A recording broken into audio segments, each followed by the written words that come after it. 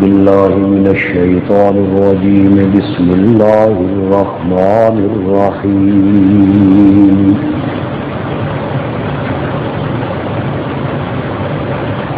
نبئ عبادي أني أنا الغفور الرحيم وأن عذابي هو العذاب الأليم ونبئهم عن ضيف إبراهيم إذ دخلوا عليه فقالوا سلاما قال إنا منكم وجلون قال لا توجل إنا نبشرك بغلام عليم قال أبشرتموني على أن مسني الكبر فبم تبشرون قالوا بشرناك بالحق فلا تكن من القانطين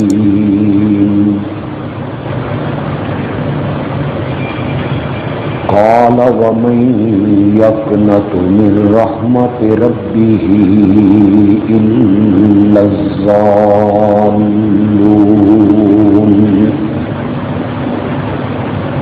قال فما خطبكم أيها المرسلون قالوا إنا أرسلنا إلى قوم مجرمين إلا آل لوط إنا لمنجوهم أجمعين إلا امرأته قدرنا إنها لمن الغابرين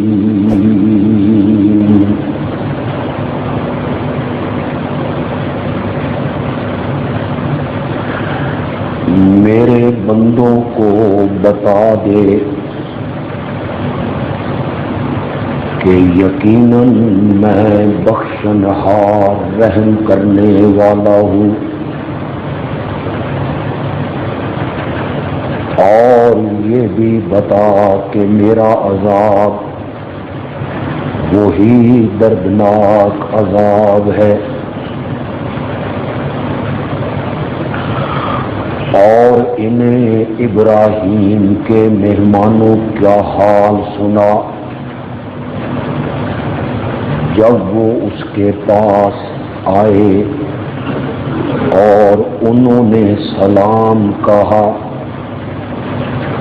تو حضرت ابراہیم نے کہا کہ ہم تم سے خائف ہیں۔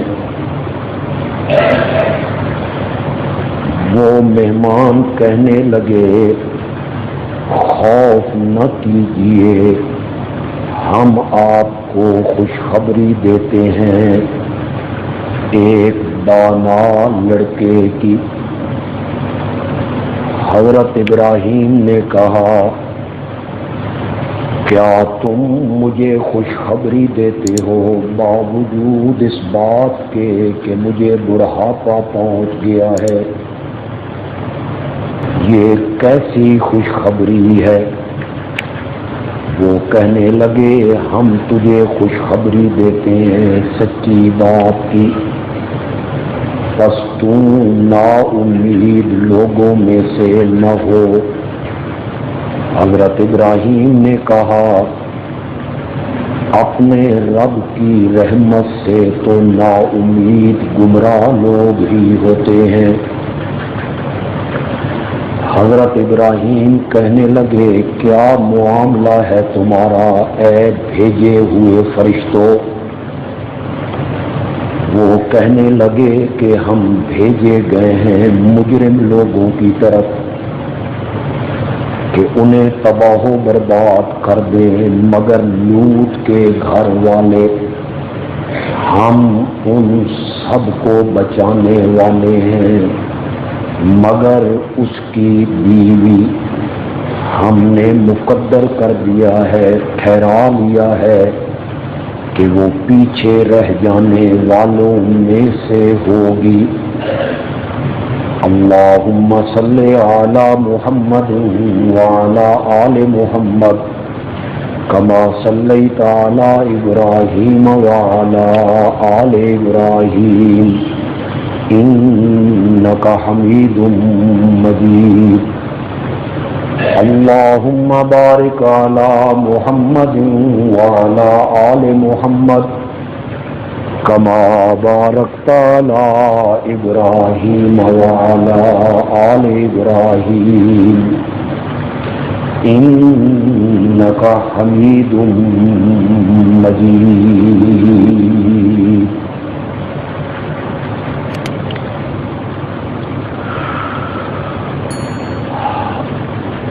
سورۃ ہجر کی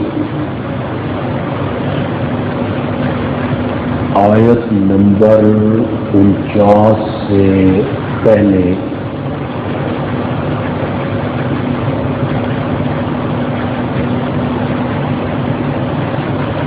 اللہ نے دوزخیوں کا ذکر فرمایا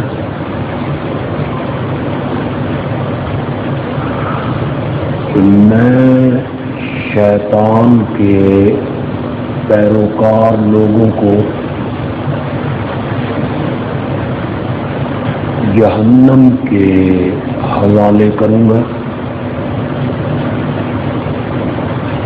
جہنم کے 7 دروازے ہیں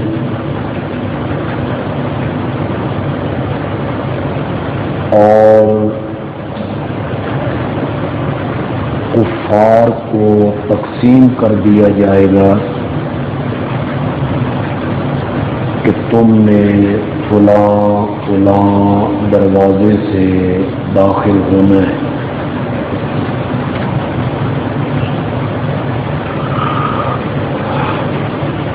اس کے بعد اللہ نے جنت کا ذکر کیا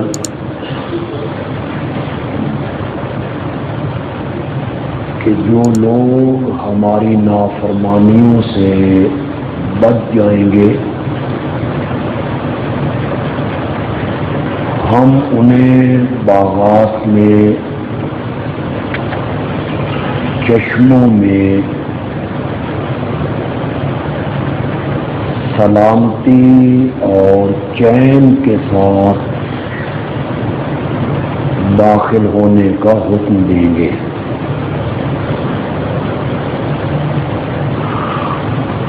دنیا میں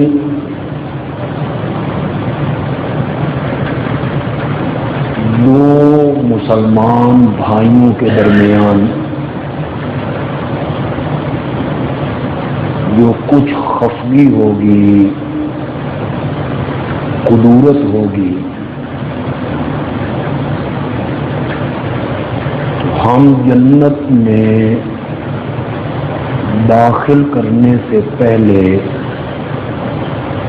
وہ ساری خفگی اور قدورت دور فرما دیں۔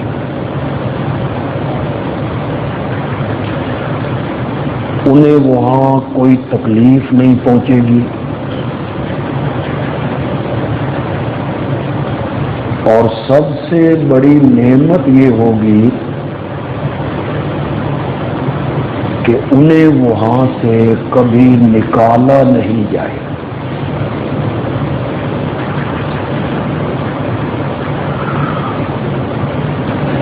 دوزخ کا، جہنم کا ذکر کیا۔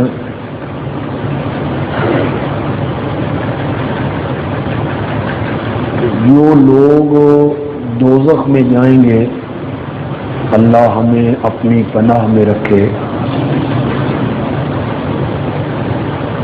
وہ اللہ کے غضب کا نتیجہ ہوگا۔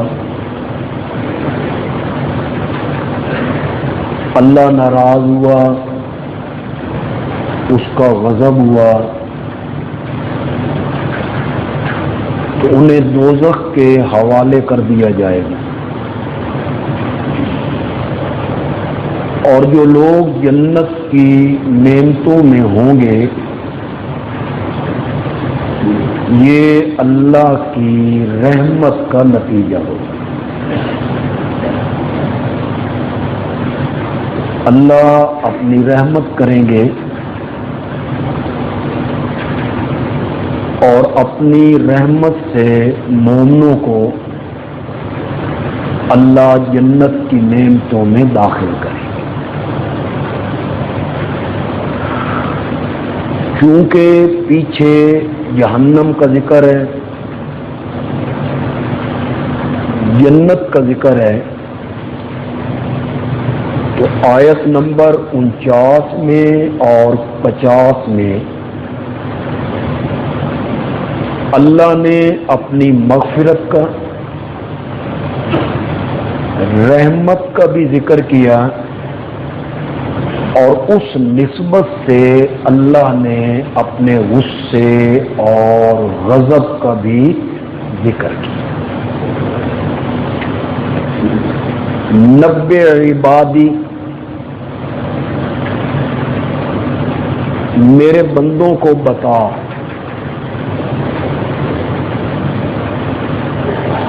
یہ ذرا میرے بندوں کے لفظ پہ غور کریں، کتنا محبت بھرا یہ کلمہ ہے۔ میرے بندوں کو بتا کہ میں بخشن ہار بھی ہوں، مغفرت کرنے والا بھی ہوں، اور رحمت کرنے والا بھی۔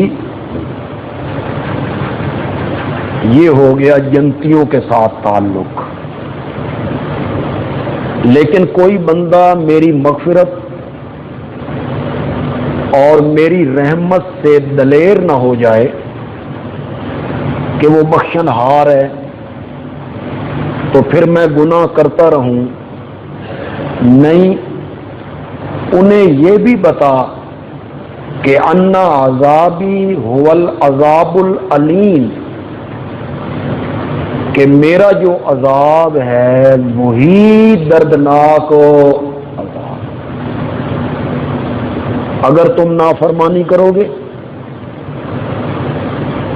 ہماری حکم عدولی کرو گے، شریعت کے خلاف چلو گے، میرے نبی کی دعوت کو نہیں مانو گے، تو پھر میرا عذاب بڑا دردناک عذاب۔ دو چیزیں ہیں، اللہ کی رحمت کا امیدوار رہنا کہ وہ بخشن ہار ہے، اس کی رحمت بڑی وسیع ہے، اور اللہ کے عذاب سے ڈرتے رہنا۔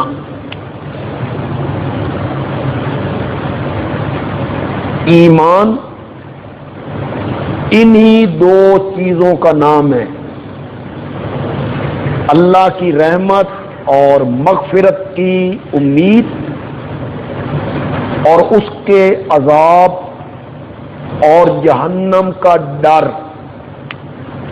یہ دونوں چیزیں آدمی کے دل و دماغ میں رہنی چاہیے۔ صرف یہ نہیں کہ بخشنہار ہے، بڑا کریم ہے، بڑا رحیم ہے۔ کریم ہے، رحیم ہے، غفار ہے، جبار بھی ہے، قہار بھی ہے۔ ان بطش ربک لشدید، تیرے رب کی پکڑ بڑی سخت۔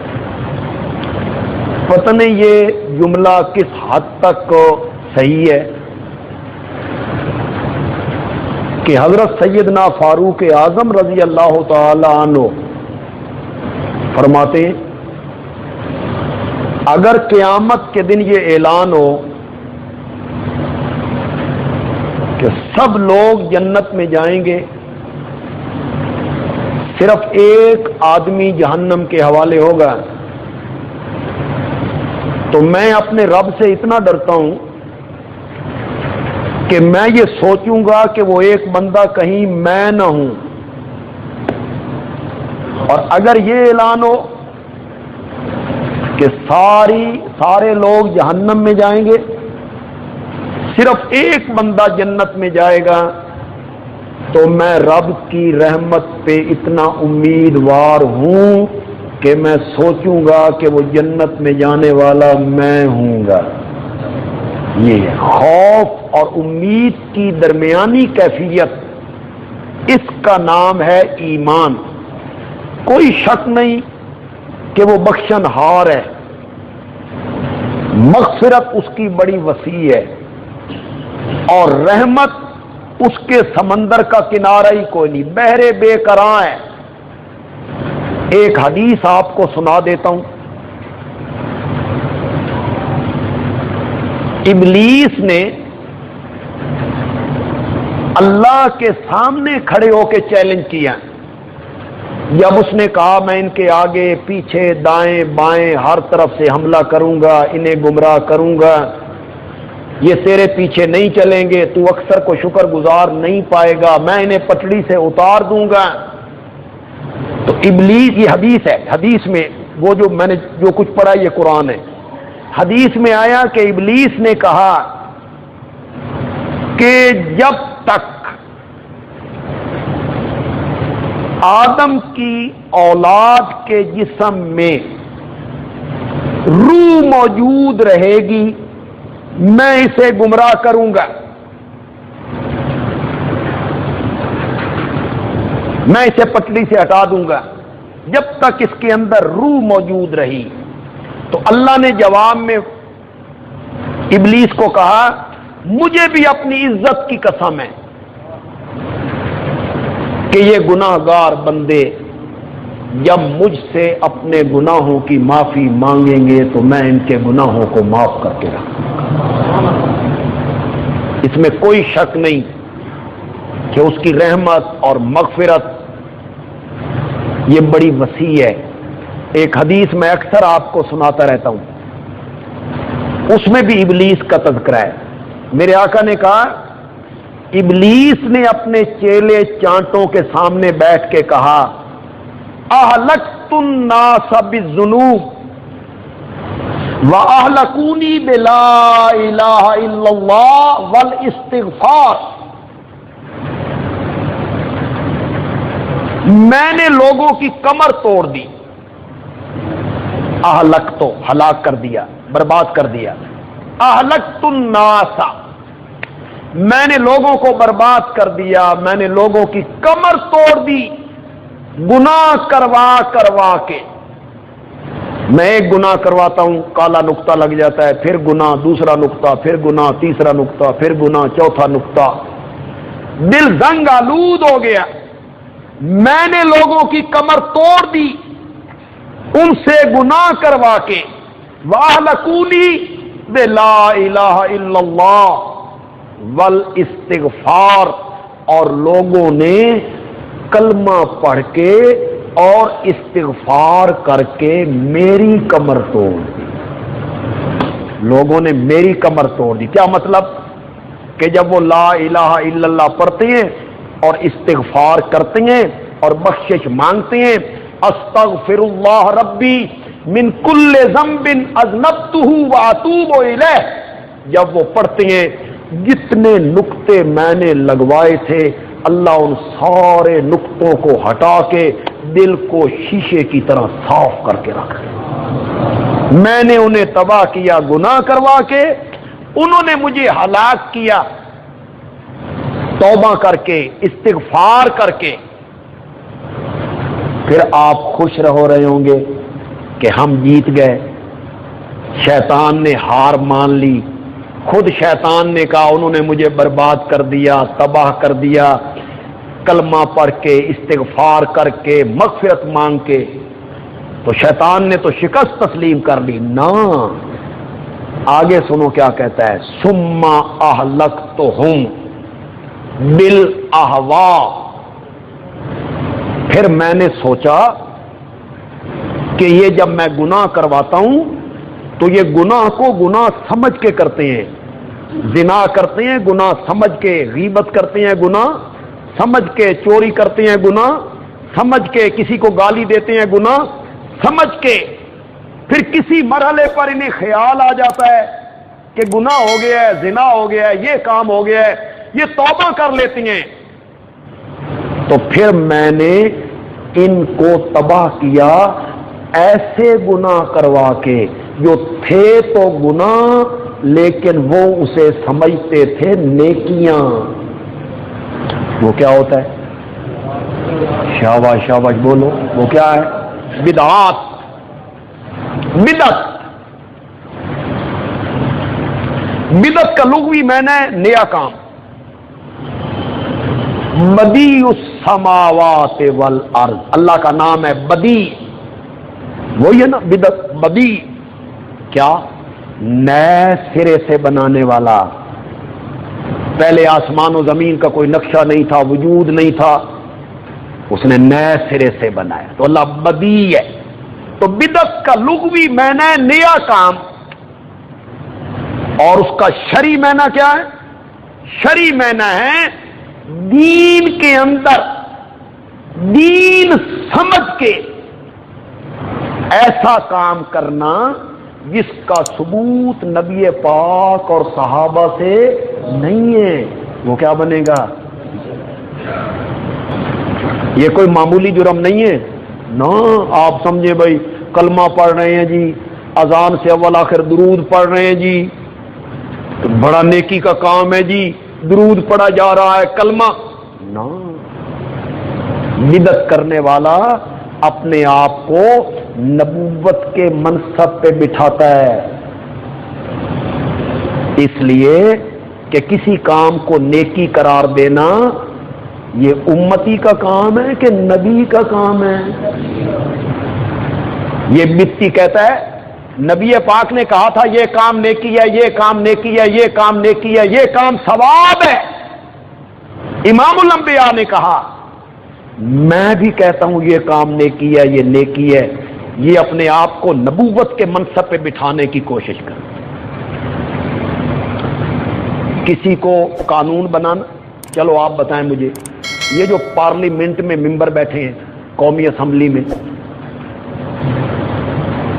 ان سے زیادہ پڑھے لکھے لوگ باہر موجود نہیں؟ وہ جو پارلیمنٹ میں بیٹھے ہیں ان کے پاس کیا ہے؟ چودراہٹ کی وجہ سے سیٹ جیت لی، برادری کی وجہ سے سیٹ جیت لی، تعلیم کوئی نہیں، سورت اخلاص نہیں آتی، سورت کوثر نہیں آتی،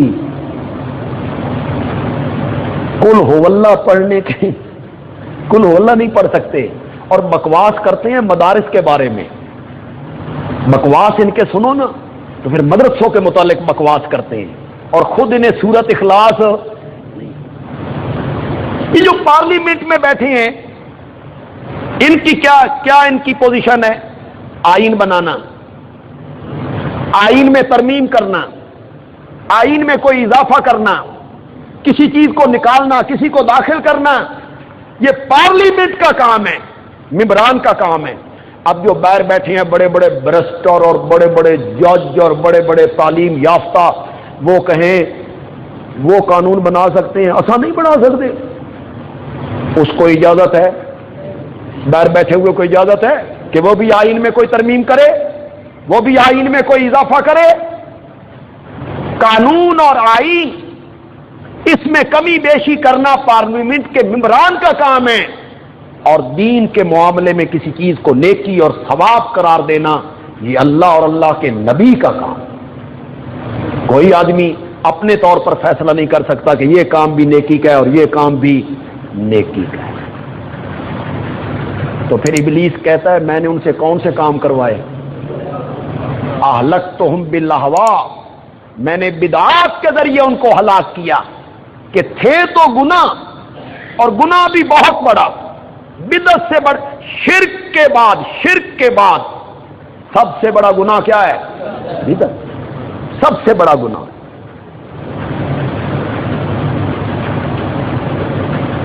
وہ جو پرانی باتیں ہیں، پرانی باتوں سے مراد نبی پاک کے زمانے کی باتیں، صحابہ کے زمانے کی باتیں. دین کے معاملے میں پرانی باتوں کو آگے لائیں گے نا، اس کو کہیں گے سنت. پرانی باتیں. اور دین کے نام پر نئی نئی باتوں کو لائیں گے، اس کو کیا کہیں گے؟ بدعت. پرانی باتیں لانی ہیں، نبی پاک کے زمانے کی باتیں، صحابہ کے زمانے کی باتیں. حضرت عبداللہ ابن عمر رضی اللہ تعالیٰ عنہما بیٹھے ہیں، ایک بندے کو چھینک آ گئی. چھینک آئی، اس نے کہا الحمدللہ والسلام علی رسول اللہ. اب بولو والسلام علی رسول اللہ معمولی جملہ ہے، نیکی نہیں ہے. چھینک مارنے والے نے کہا الحمدللہ والسلام علی رسول اللہ. عبداللہ ابن عمر نے روکا، فرمایا ہمیں نبی پاک نے کہا ہے الحمدللہ علی کل حال، والسلام علی رسول اللہ کہنا کوئی گناہ نہیں ہے، لیکن جس موقع پہ تو کہہ رہا ہے شریعت نے یہاں کہنے کا حکم.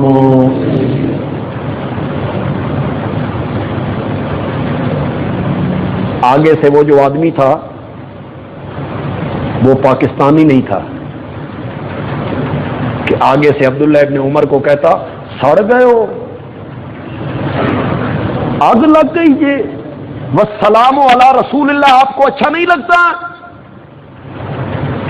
اسے یہ جرت نہیں ہوئی کہنے کی. کیوں؟ کہنے والا میرے نبی کا صحابی ہے. نیکی کے رنگ میں ہمیشہ بدعت آتی ہے. حضرت علی رضی اللہ تعالیٰ عنہ نے عیدگاہ میں ایک بندے کو دیکھا نفل پڑھ رہے، نفل پڑھ رہا ہے. آپ نے فرمایا عیدگاہ میں نفل پڑھ رہے ہو، اللہ تمہیں عذاب دے گا. یہ تمہیں مسئلہ پتہ ہے؟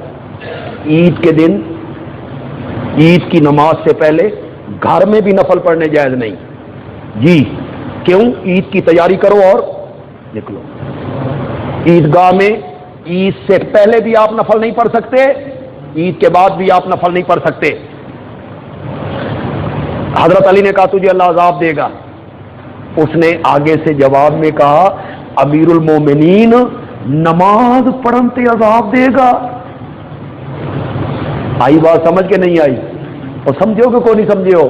آج جو لوگ باتیں کرتے ہیں، اس نے کہا امیر المومنین نماز پڑھنے پر اللہ عذاب دے گا، اور حضرت علی نے کہا نماز پڑھنے پر نہیں، نبی پاک کی سنت کی مخالفت پر اللہ تجھے عذاب. کہ عیدگاہ میں میرے نبی نے نفل نہیں. اب نفل پڑھنے کوئی گناہ ہے؟ بظاہر تو نیکی کا کام ہے، لیکن نیکی کا کام وہی ہوگا جس کام پر میرے نبی نے اور صحابہ نے مہر لگائی. یہ نماز کے بعد 33 مرتبہ سبحان اللہ، 33 مرتبہ الحمدللہ، 34 مرتبہ اللہ اکبر، یہ پڑھنے کا حکم کس نے دیا؟ میرے آقا نے دیے. حضرت فاطمہ کو سکھائے. حضرت فاطمہ جب لونڈی مانگنے گئی تھی حضرت علی رضی اللہ تعالیٰ عنہ کے کہنے پر کہ لونڈیاں اور غلام آئے تو بھی اپنے لیے بابا سے مانگ کے آ، تو وہ گئیں. انہوں نے اپنے ہاتھ دکھائے، بابا چکی پیس پیس کے گٹھے پڑ گئے، پانی کی مشق اٹھاتی ہوں یہاں داغ پڑ گئے ہیں، سنا ہے کوئی لونڈیاں آئی ہیں، غلام آئے ہیں، تو ایک مجھے بھی دیے جائے. آپ نے فرمایا بیٹا لونڈی دے دوں کہ لونڈی سے بھی اچھی چیز دے دوں؟ بابا لونڈی سے اچھی چیز ہے تو وہ دے دے. آپ نے فرمایا ہر نماز کے بعد 33 مرتبہ سبحان اللہ، 33 مرتبہ الحمدللہ، 34 مرتبہ اللہ اکبر کہہ لیا کر، یہ کئی لونڈیوں سے بہتر ہے. بیٹی کو دنیا نہیں دی، دین دیا. میرے نبی نے اپنی بیٹی کو دنیا نہیں دی، لونڈی نہیں دی، غلام نہیں دیا، دین دیا، دین. جن لوگوں نے یہ چکر چلایا ہوا ہے کہ فاطمہ باغ فدق مانگنے گئی تھیں، وراثت مانگنے گئی تھیں اور حضرت ابو بکر نے وراثت نہیں دی. میرے بھائی اس وقت بھی حضرت ابو بکر نے حضرت فاطمہ کو میرے آقا کی حدیث سنائی تھی. ہم انبیاء کی جماعت نہ کسی کے وارث بنتے ہیں نہ کسی کو وارث ہو. انہوں نے بھی حدیث سنائی.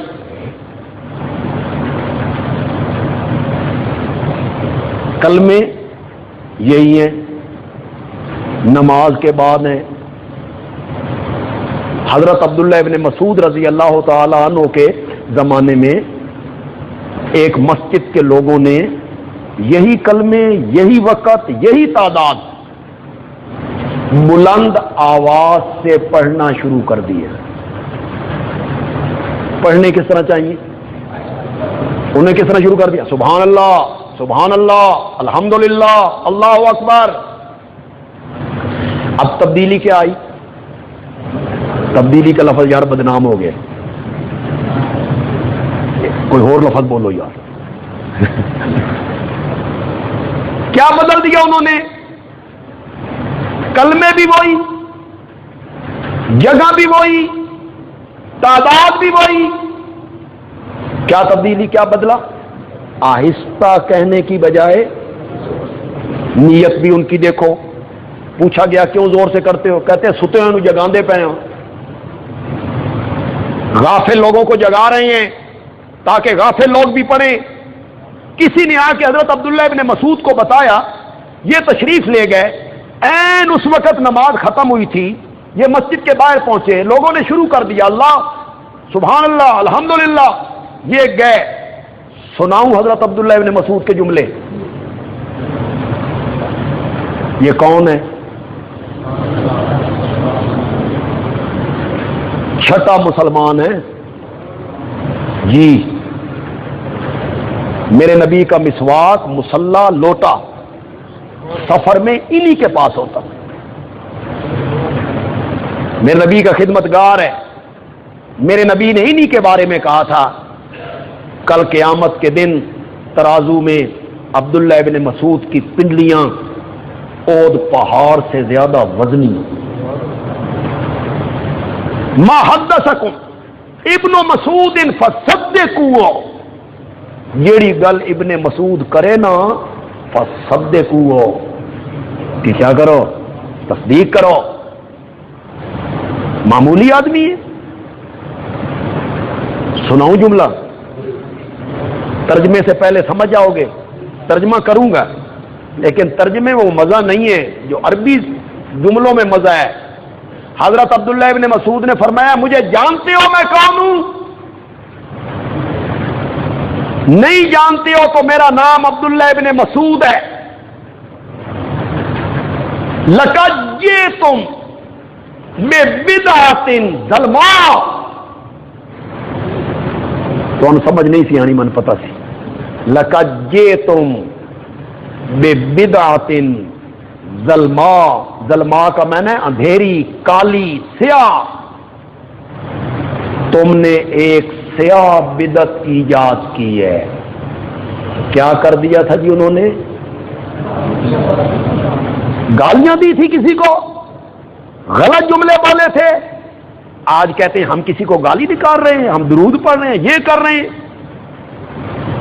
حضرت عبداللہ ابن مسعود نے فرمایا لقد جئتم ببدعۃ ظلماء، تم نے ایک سیاہ بدعت ایجاد کی ہے.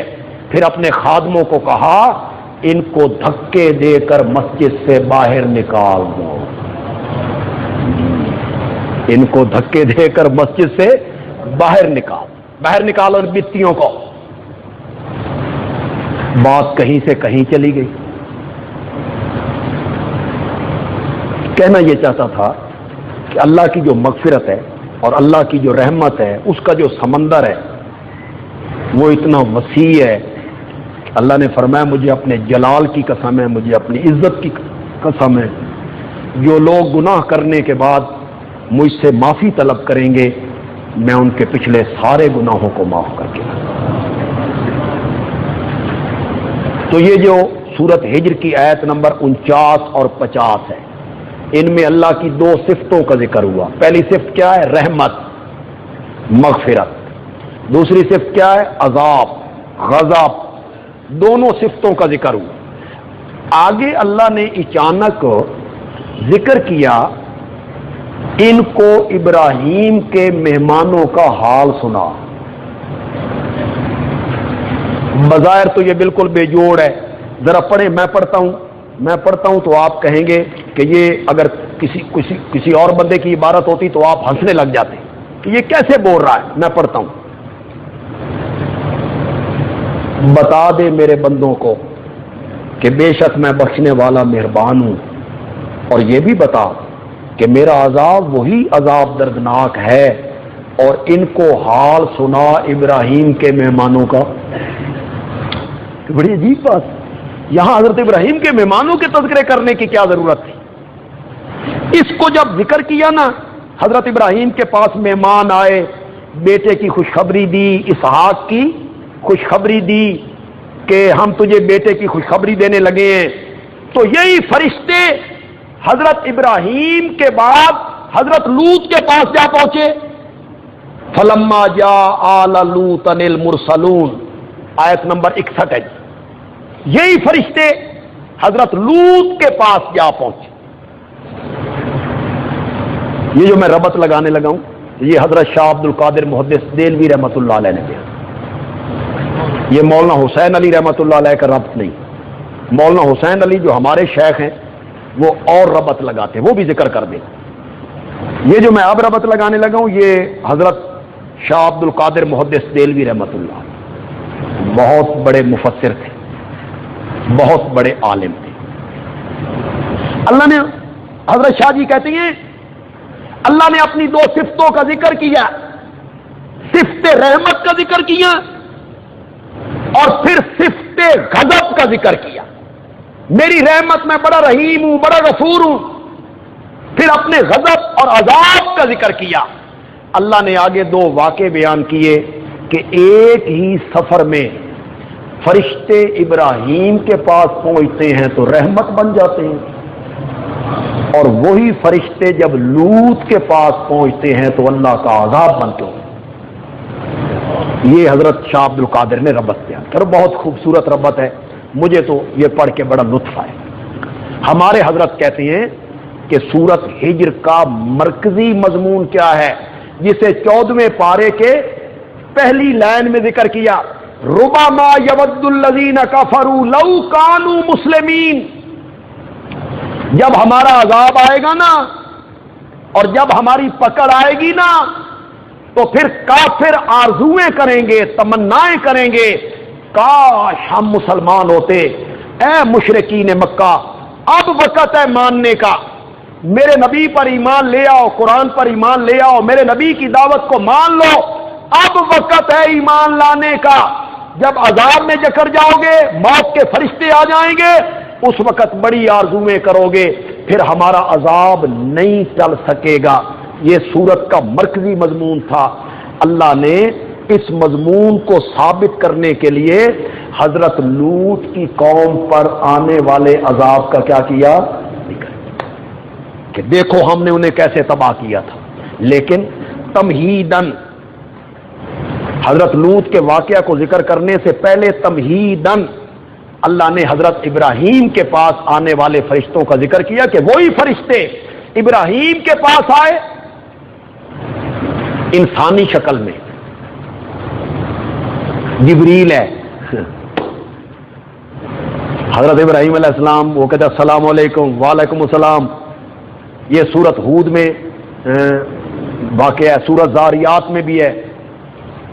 ترتیب کہیں کسی طرح ہے، کہیں کسی طرح ہے ترتیب، سورت زاریات میں صحیح ترتیب ہے۔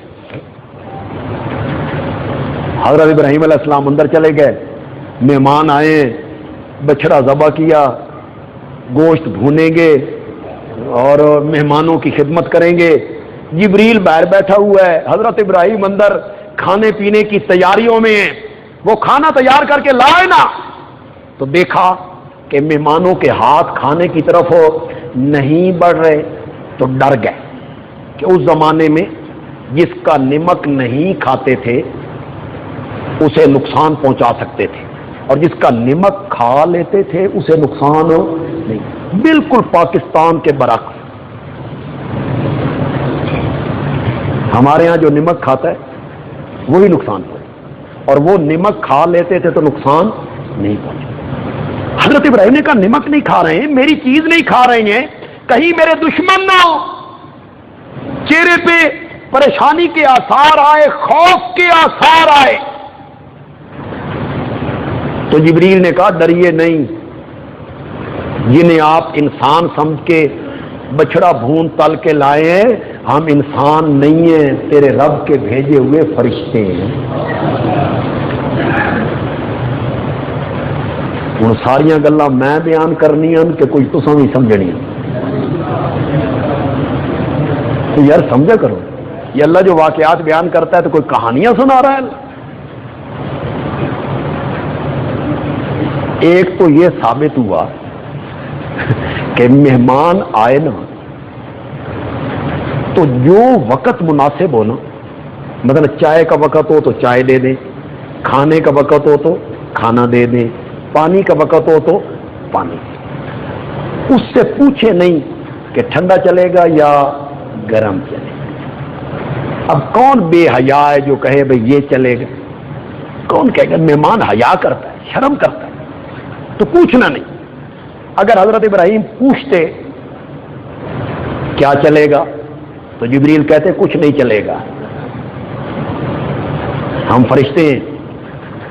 جبریل روک دیتے، یہ اندر چلے گئے، بچڑا ذبح ہو رہا ہے، بھونا جا رہا ہے، تلا جا رہا ہے، جبریل باہر بیٹھا ہے، اندر بیٹھا ہے اس وقت کے انسانوں کا سردار،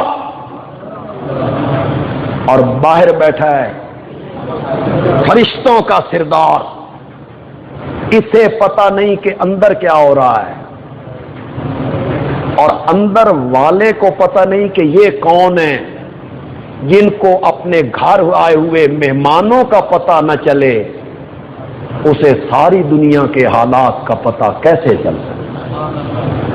کیسے چل سکتا کہ ہر ایک چیز کو جانتے ہیں، ہماری نظر و نیاز کو بھی جانتے ہیں، ہمارے چڑھاوے چڑھانے کو بھی جانتے ہیں، ہماری باتیں بھی سنتے ہیں۔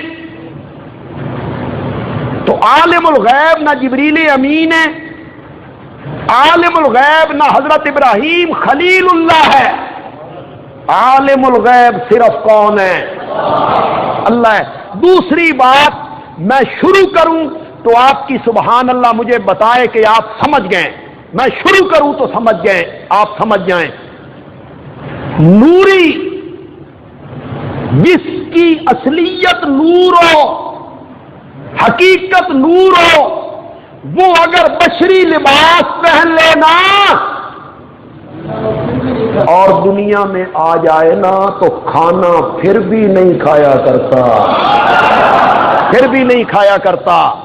اگر نبی پاک کی اصلیت بشر نہ ہوتی، جس طرح لوگ کہتے ہیں کہ حقیقت نور تھی، لبادہ بشریت کا اوڑا تھا، لباس بشریت کا پہنا تھا، پھر میرے نبی نہ کھاتے نہ پیتے، جس طرح جبریل نے نہ کھایا نہ پیا۔ میرے بھائی یہ طالب علم زیادہ سمجھیں گے، میرے بھائی جب نوری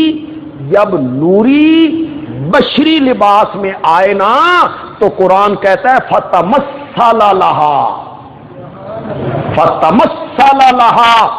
بشرا سویا، اس نے صورت بنائی ایک بشر کی، اور جس کی حقیقت بشر ہونا، اس کو جب قرآن ذکر کرتا ہے تو کہتا ہے انما انا بشر مثلکم، اس کے لیے کہتا ہے فتمثل لہا۔ حضرت مریم کے سامنے جبریل نے کیا کہا تھا؟ اللہ نے کہا فتمثل لہا، اللہ کہتے ہیں فتمثل لہا، صورت اختیار کی بشر کی۔ تو میرے نبی کی ذات بھی بشر تھی، اور میرے نبی کا اندر بھی بشر، باہر بھی بشر، باطن بھی بشر، ظاہر بھی بشر، اور میرا نبی کی صفت جو تھی وہ نور تھی، نور ہدایت، نور کفر کے اندھیروں میں روشنی پھیلانا اور لوگوں کو کفر کے اندھیروں سے نکال کر توحید کی طرف لے جانا۔ حضرت ابراہیم علیہ السلام کو بیٹے کی خوشخبری دے دی تو حضرت ابراہیم علیہ السلام کیا کہنے لگے؟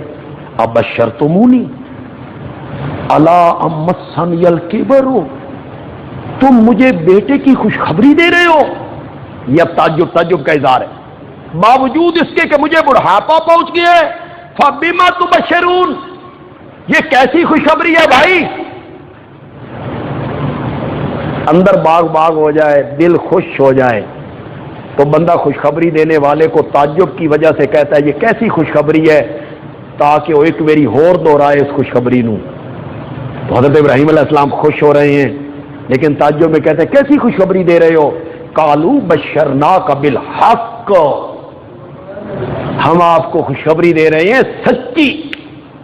उसके बाद यही फरिश्ते हजरत लूत के पास चले गए, नौजवान लड़कों की शक्ल में, खूबसूरत लड़कों की शक्ल में। कौम गैर फितरती फेल की आदी है, गैर फितरती अमल की आदी है। कौम के लोगों को पता चला तो वो भागते हुए आए, हमारे हवाले कर।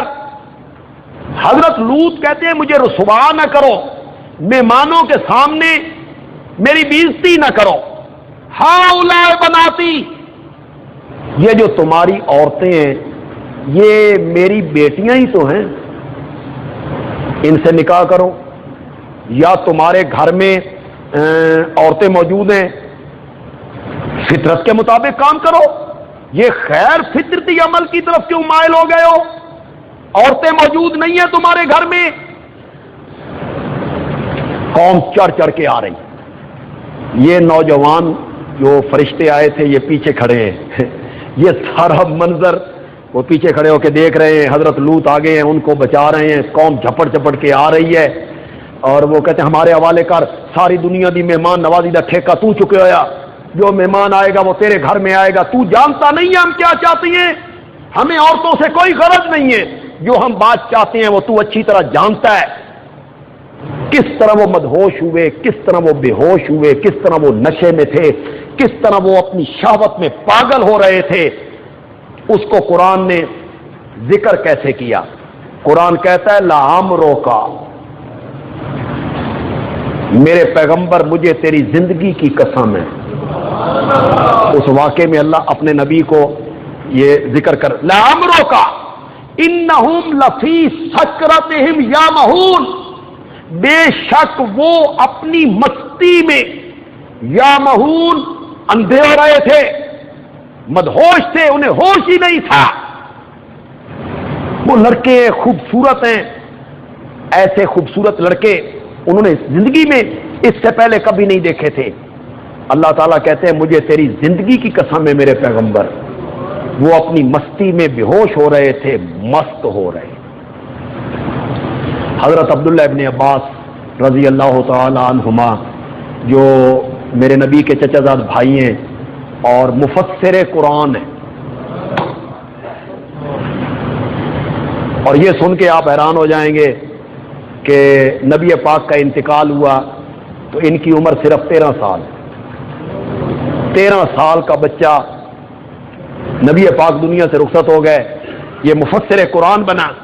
हजरत अब्दुल्ला इब्न अब्बास का फरमान है अल्लाह ने मेरे नबी की जिंदगी के अलावा किसी की जिंदगी की कभी कसम नहीं उठाई। अल्लाह ने किसी की जिंदगी की कसम नहीं उठाई, सिर्फ मेरे नबी की जिंदगी की कसम उठाई। इस पर मुफस्सिरीन ने इसकी वजूहात लिखी। भाई क्यों?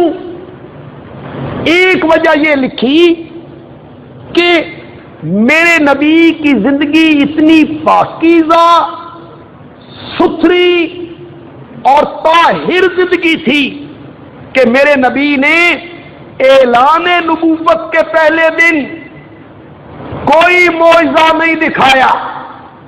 मेरे नबी ने अपनी नबूवत की सदाकत पर अपनी गुजरी हुई जिंदगी की पाकीज़गी को पेश किया। फ़क़द लबिस्तु फ़ीकुम उमरम मिन क़ब्लिही, मैं 40 साल का अरसा तुम में गुजार चुका हूं। मेरी जिंदगी की सफेद चादर पर कोई दाग धब्बा दिखा सकते? इतनी पाकीज़ा जिंदगी है, उसको मेरे नबी ने अपनी सदाकत पर पेश किया। या इसलिए अल्लाह ने कसम उठाई کہ کسی نبی کی سیرت اور کسی نبی کی زندگی